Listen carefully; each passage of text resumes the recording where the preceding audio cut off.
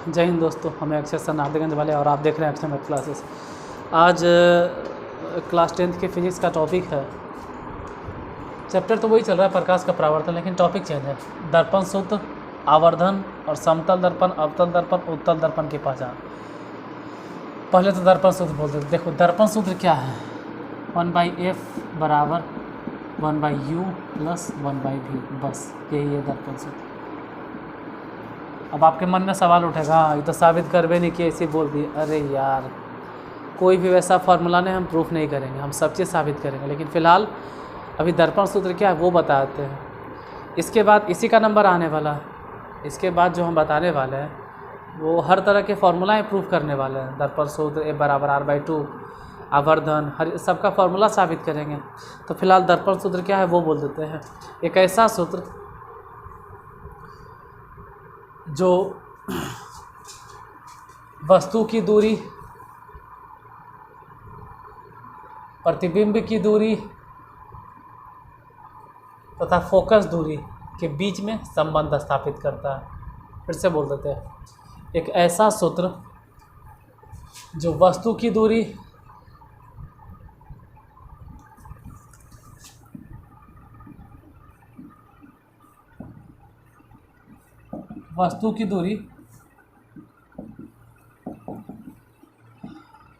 प्रतिबिंब की दूरी तथा फोकस दूरी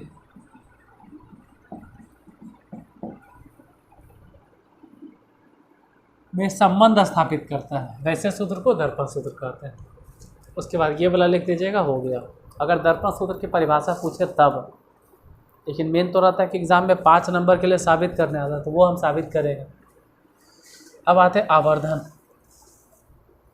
आवर्धन क्या होता है? आप लोग देखते होंगे कि कभी कभी वस्तु से बड़ा बनता है प्रतिबिंब, और कभी कभी प्रतिबिंब वस्तु से छोटा हो जाता है। जैसे कि जब हम वस्तु को अनंत पे रखते हैं तो प्रतिबिंब फोकस पे बनता है, कोई बहुत छोटा। लेकिन जब वस्तु को फोकस में ही रख दिया जाए तो प्रतिबिंब अनंत पे बनता है और बहुत बड़ा। तो प्रतिबिंब जो है वो वस्तु से कितना बड़ा है या कितना छोटा है, एक मिनट थोड़ा सा, हाँ कह रहे थे प्रतिबिंब वस्तु से कितना बड़ा है या वस्तु से कितना छोटा है, इसका पता लगाने के लिए जिस क्वांटिटी को हम लोग यूज करते हैं वही क्वांटिटी है आवर्धन। मतलब आवर्धन को क्या बोलेंगे, जैसे मान लीजिए कि हाइट ऑफ ऑब्जेक्ट है 20 सेंटीमीटर मान लेते हैं, और हाइट ऑफ इमेज है 40 सेंटीमीटर, तो इसका आवर्धन कितना हो गया भाई? तो कहेंगे कि वस्तु से दुगना है।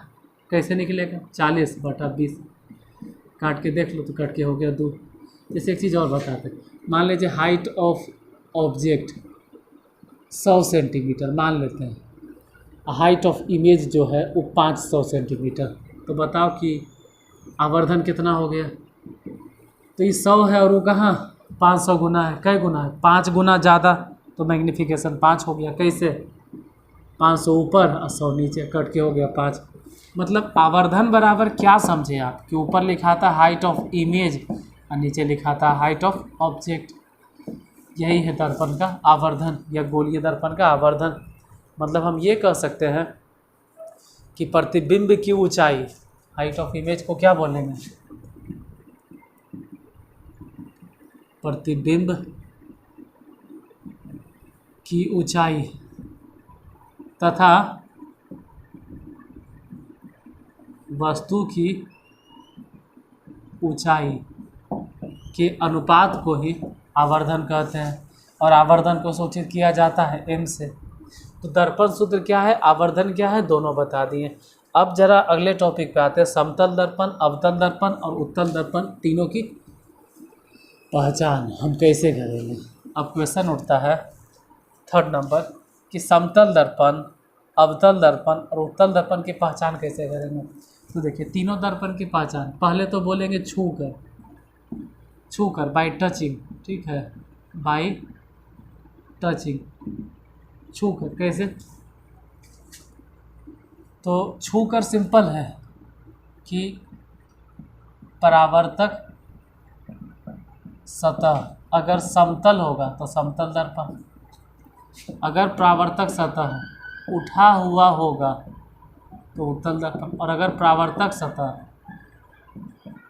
धंसा हुआ होगा तो अवतल दर्पण। धंसल है तो अवतल, और उठल है तो उत्तल, और अगर समतल है तो समतल।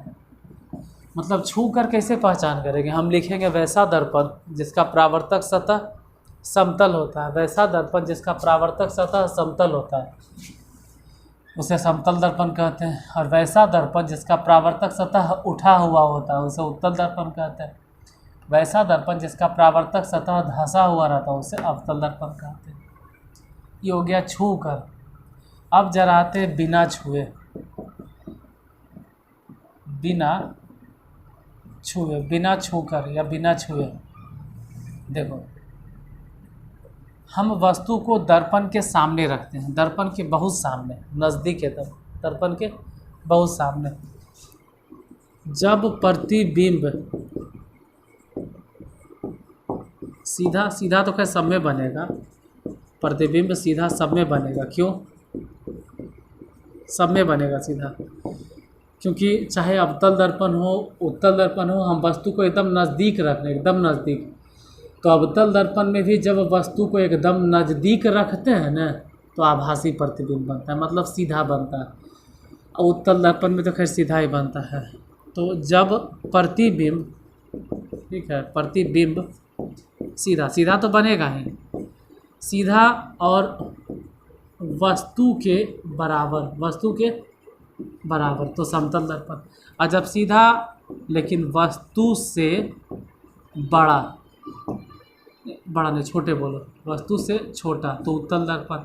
और जब सीधा लेकिन वस्तु से बड़ा तो अवतल दर्पण हो जाएगा। मतलब कि छू कर कैसे पहचान करें? बिना छुए तो आप लोग मतलब छू कर तो देख लिए कि जिस दर्पण का परावर्तक सतह समतल होगा उसे समतल दर्पण कहते हैं।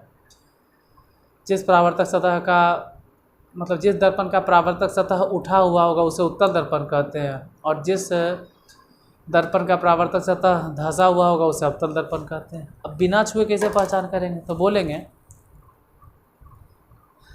कि दर्पण के सामने हम बारी बारी से वस्तुओं को लाते हैं, या दर्पण के सामने बारी बारी से हम वस्तु को रखते हैं। तो यदि वस्तु का प्रतिबिंब सीधा तथा वस्तु के बराबर बनता है तो वह दर्पण समतल दर्पण कहलाएगा, और यदि वस्तु का प्रतिबिंब सीधा तथा वस्तु से छोटा बनता है तो उत्तल दर्पण कहलाएगा, और यदि वस्तु का प्रतिबिंब सीधा तथा वस्तु से बड़ा बनता है तब उसे अवतल दर्पण कहते हैं। तो ये हो गया छूकर और ये हो गया बिना छुए पहचान। अब 10th का जो फर्स्ट चैप्टर है प्रकाश के परावर्तन वो हो गया पूरी तरह से ख़त्म। ऐसे एक टॉपिक और बच रहा, अवतल दर्पण और उत्तल दर्पण में अंतर। तो टाइम को देख लेते हैं और इसी में हम इसको भी शामिल कर देते हैं। टाइम तो खैर है। तो यहाँ पे एक टॉपिक लिख लीजिएगा, उसको भी इसी में पूरा कर देते हैं। अवतल दर्पण तथा उत्तल दर्पण में अंतर। ठीक है, ऐसे कीजिए कि एक तरफ अवतल दर्पण लिख लो और एक तरफ उत्तल दर्पण लिख लो। देखो हम चाहें तो पहले से सब चीज़ लिख के रखें, लेकिन कुछ चीज़ों को हम जानबूझ के नहीं लिखते, आपके सामने लिखते हैं जब मैं आपको भी लिखते लिखते याद हो और देखते देखते याद हो।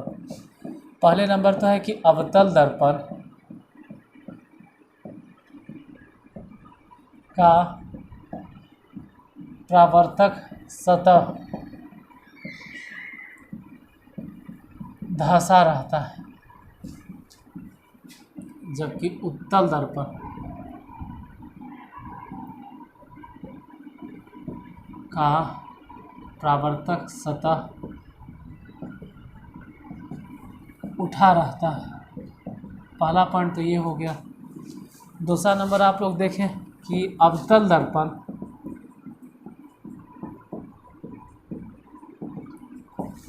में फोकस वास्तविक होता है। ये सब चीज़ हम समझा दिए हैं पीछे, अब तो सिर्फ लिख रहे हैं अंतर। जबकि उत्तल दर्पण में फोकस काल्पनिक होता है। ये देखें, थर्ड पॉइंट आप लोग देखे होंगे कि अवतल दर्पण में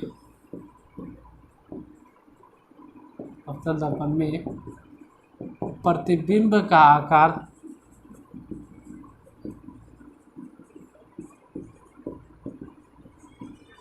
वस्तु से छोटा, बड़ा तथा वस्तु के बराबर बनता है। जबकि उत्तल दर्पण अगर आपको ध्यान में होगा तो उत्तल दर्पण में प्रतिबिंब का आकार हमेशा वस्तु से छोटा बनता है।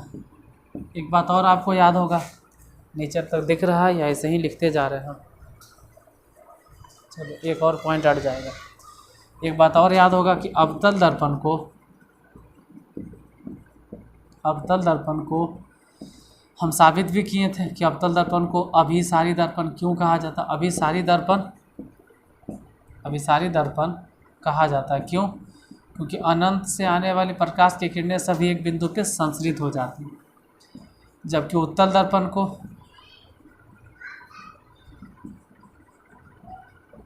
अपसारी दर्पण कहा जाता है। 4 पॉइंट हो गया, ठीक है। एक और पॉइंट हो जाएगा उसमें।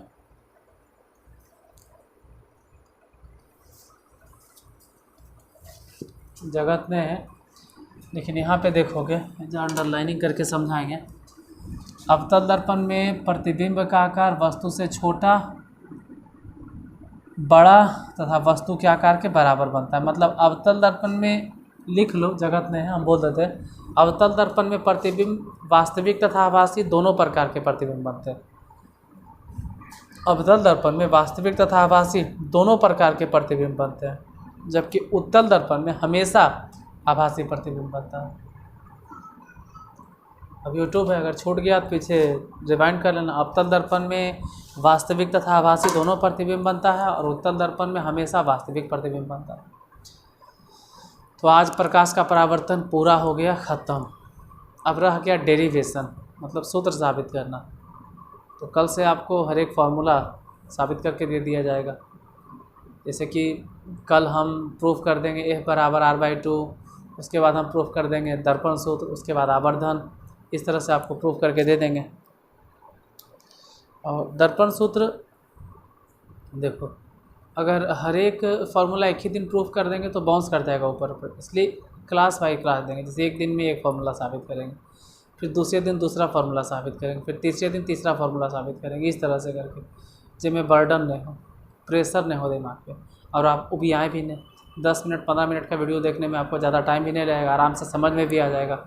ज़्यादा लंबा वीडियो रहेगा तो आप उबिया जाइएगा। समझने के बजाय 2x पे देखोगे और वो भी नहीं समझ में आएगा। तो आज इतनी देर तक क्लास को आप देखें, इसके लिए धन्यवाद। फिर मिलते हैं कल नेक्स्ट एपिसोड में और ज़्यादा क्या बोलें।